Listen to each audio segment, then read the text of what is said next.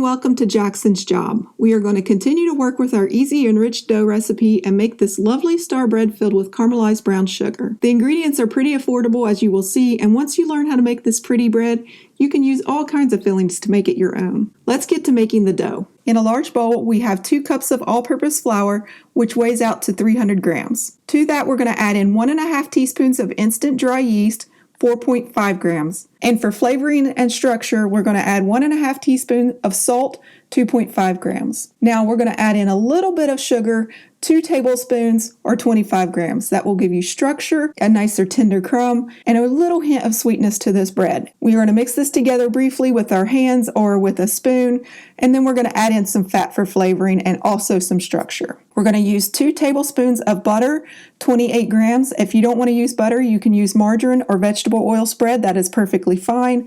And then we're going to add 2 tablespoons of oil, 30 milliliters, and you can use any type of cooking oil you like. Finally, we are going to add in some milk, 3/4 cup or 180 milliliters, and we're going to warm that milk to 110 degrees Fahrenheit or 43 degrees Celsius. You can use your microwave and pop it in the microwave 45 to 60 seconds, or you can heat it up on the stovetop. Whichever way you want to is fine, and you can use any kind of milk you like, full fat, fat-free, milk substitutes, or even buttermilk. All work great with this recipe. And then we're just going to stir this together until it forms a shaggy dough. I'm using my hands, but you can use a spoon or even a stand mixer. If you're using a stand mixer, you just mix it for 8 to 12 minutes until it's nice and smooth and elastic. Now this is going to be quite a sticky dough when you're gathering it together, but as you knead it, it will get less sticky.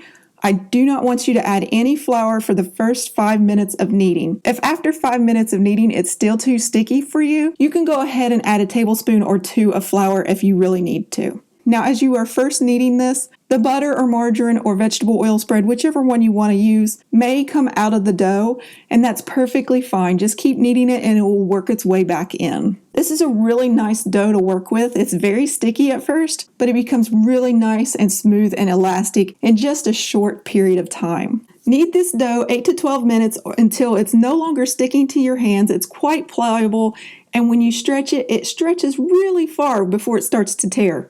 Now, of course, if you give it enough pressure, it will tear easily, but it won't tear right away. It should be quite elastic, like you are seeing here. We're going to place this back in the bowl and cover it and let it rise until it's about double in size. Now this is temperature dependent, and it can be anywhere from 20 minutes to 2 hours. The more warm it is in your kitchen, the quicker it will rise, and the cooler it is, it's going to take longer. For most typical kitchens, it's going to take around 90 minutes. If you have a nonstick pan, you're going to need to use parchment paper or a silicone mat. If you do have a nonstick pan, I still recommend a parchment paper because that caramelized sugar can stick to it and it can be difficult to remove at the end.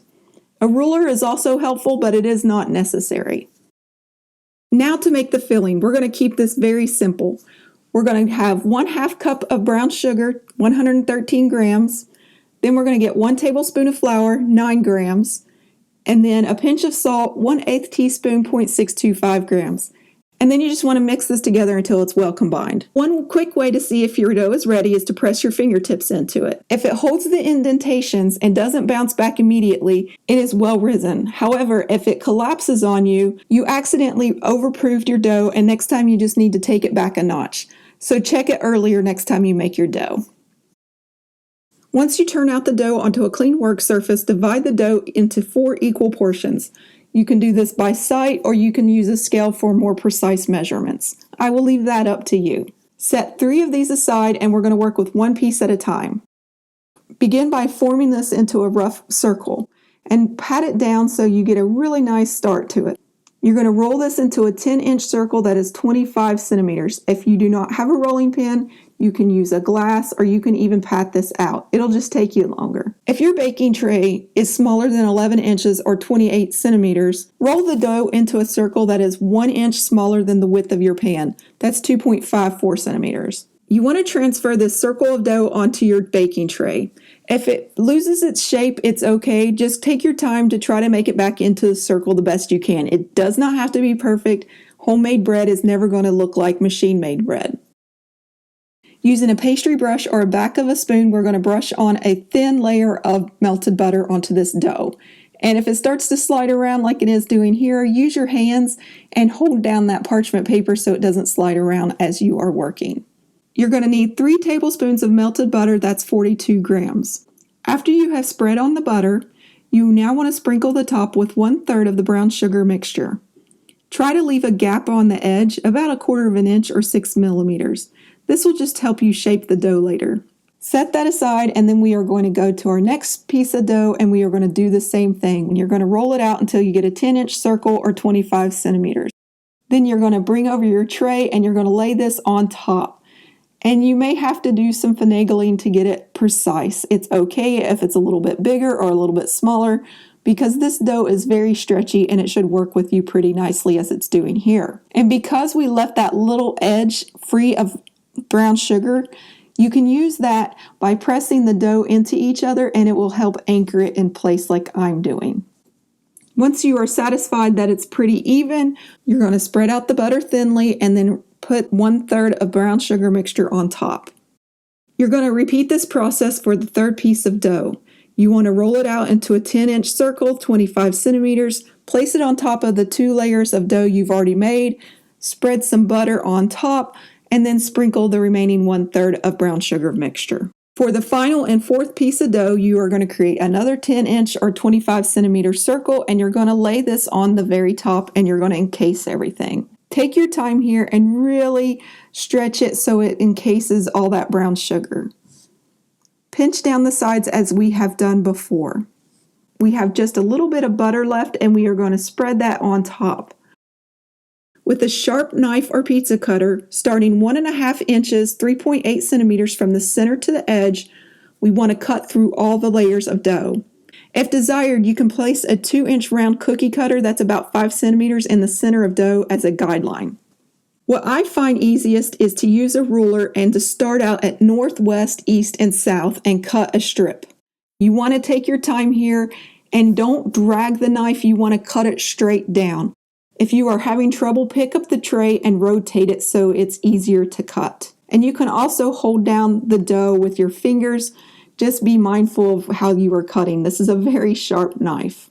Once you get north, south, east, and west, which is basically top, bottom, left, and right, all cut through, I then go in the halfway point and I cut another strip of dough. Once I get those cut out, I cut halfway between those points, and then I end up with 16 equal portions, or really close to being equal. It's okay if it's not perfectly symmetrical. This is what homemade is all about. I'm going to let you see what I'm doing. That way, hopefully, it makes more sense as you watch me cut. Be very careful here and take your time, because the butter on the dough does make it greasy and you could cut yourself if you aren't being careful. If you need to, make several passes through the dough to ensure you've cut all the way to the bottom layer. If your pan is a non-stick surface, you want to be very careful here. You do not want to mar your surface of your non-stick pan with the knife. Now that you have cut your circle into 16 equal strips, you are going to create your star. Pick up 2 adjacent strips closest to you. Twist them away from each other a total of 3 times.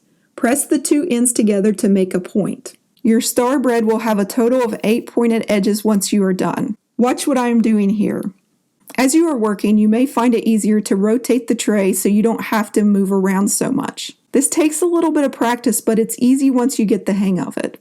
Now, if you are having trouble twisting it 3 total times, that's okay. Just twist it twice. However, make sure you're consistent so that the star shape will show up well. This is going to be really slippery to deal with, and you're going to be fussing at me because you're going to think this is really frustrating at first, but you'll get the hang of it, and the more of these you make, the easier it is. Now, if you wanted to, you could add some cinnamon to that brown sugar and make a cinnamon star bread, or you could use some Nutella, peanut butter, anything that you can think of as a filling works really well here. You can even make this into a savory recipe. Once you are finished with your points, you want to cover this until it's double in size. It takes about 30 to 60 minutes, and it should puff up really nicely like this. After about 30 minutes, I like to turn on my oven to 350 degrees Fahrenheit or 180 degrees Celsius. Now, you may lose some of the definition along the points. You could try to pinch them back together, but it may collapse your dough. I recommend you don't do that. Go ahead and bake it as this is. You want to bake this 18 to 24 minutes or until it's golden brown. Make sure you let this sit 5 to 10 minutes before you touch it. That caramelized sugar will burn you severely if you try to move this too early. Now, after it has sit for a few minutes, you can then go ahead and transfer it to your cooling rack. Trust me on this, you do not want to touch this until that caramel sugar cools down a bit. If you want to, you can peel off all that extra sugar, but you could get burned if it's a little too hot, so I don't recommend that step unless you are confident it is cool enough to touch. Now, the hardest part of this is transferring it to your cooling rack without tearing it. I like to use 2 spatulas. That seems to be the ideal method. And something I learned here that I hope that you won't do, if you have a cooling rack that isn't non-stick, it's going to stick to your cooling rack. I found that out the hard way. After you put it on the cooling rack, I do recommend you let it sit for another couple minutes before you try to eat it, just in case that sugar is still piping hot. Now that it has cooled down, let's look at this bread. It is so pretty. It has a really nice sticky texture to it, like a honey sticky bun, and it's got this caramelized brown sugar. It is buttery throughout. It's like this really rich dough, and it just tastes so amazing. I think you're going to really like it.